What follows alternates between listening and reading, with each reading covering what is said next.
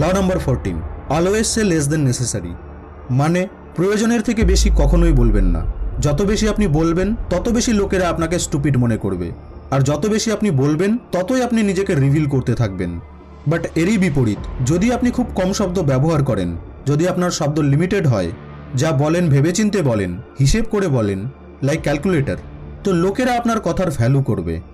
এছাড়াও যখন আপনি কম বলেন তখন লোকেরা আপনার নেক্সট মুভ কেউ বুঝতে পারে না।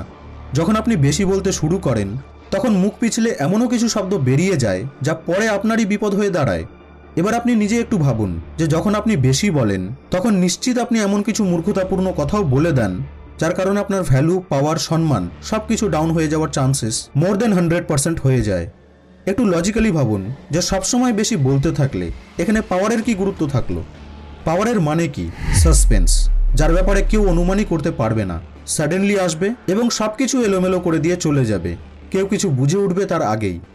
আর্থকোয়েক, সুনামি এত পাওয়ারফুল এবং ডিস্ট্রাকটিভ কেন হয়?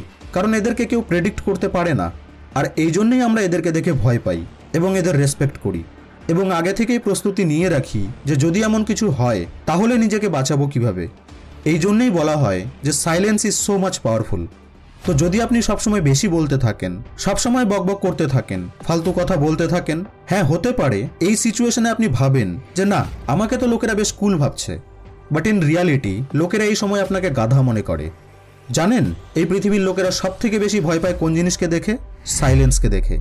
যদি লোকেদেরকে বলা হয় কিছু সময় বা কিছু দিনের জন্য একা থেকে দেখাও, একা কোনো কাজকে করে দেখাও, একা কিছু তৈরি করে দেখাও, লোকেদের অবস্থা খারাপ হয়ে যাবে। বাট এই সাইলেন্সকে যদি আপনি নিজের অস্ত্র বানিয়ে নিতে পারেন তাহলে সফলতার শিখরে পৌঁছাতে আপনাকে কেউ বাধা দিতে পারবে না। সাইলেন্স আপনার ডিসিশন মেকিং স্কিলকে বাড়িয়ে দেয়, আর পাওয়ারের এই লটি সম্পূর্ণই ডিসিশন মেকিং এর খেলা। আর সঠিক সিদ্ধান্ত নেওয়ার এই ক্ষমতা আপনার লাইফ, ক্যারিয়ার, রিলেশনশিপ সবকিছুকেই বেটার বানিয়ে দেবে। কিন্তু একজন বকবক করতে থাকা লোকের ফিউচার আপনি নিজে ইমাজিন করুন। তার ডিসিশন সবসময় ফাস্ট হয়, মন সবসময় ব্যাকুল হয়ে থাকে, লাইফে সে কখনো এটা হতে চায় তো আবার কখনো ওটা হতে চায়, কি করবে নিজেই জানে না। মানে তার মন কখনোই শান্ত থাকে না, সবসময় চঞ্চল হয়ে থাকে। যতক্ষণ অবধি আপনি শান্ত হবেন না ততক্ষণ অবধি আপনি নিজেকে বুঝতে পারবেন না, আর যতক্ষণ আপনি নিজেকে বুঝবেন না ততক্ষণ আপনি কোনো কাজেই নিজের বেস্ট পোটেনশিয়ালকে দিতে পারবেন না। সবকিছুই ইন্টারলিঙ্কড রয়েছে। মনে রাখবেন, আপনার মুখ দিয়ে বলা শব্দ ধনুক থেকে ছাড়া তীরের মতো, একবার যদি বেরিয়ে যায় you can't take it back anymore. তাই কোনো কিছু বলার আগে ভালো করে ভেবে নিন যে কি বলছেন আর কি বলবেন। শত্রু চুপ থাকলে নয়, বললে তৈরি হয়। সাইলেন্টলি নিজের উপর কাজ করুন এবং রেজাল্ট এমন দিন যে আপনাকে একটি শব্দও বলার দরকার যেন না পড়ে। আপনার রেজাল্টই সবকিছু বলে দেবে। আপনাদের সঙ্গে আবার দেখা হবে নেক্সট ভিডিওতে।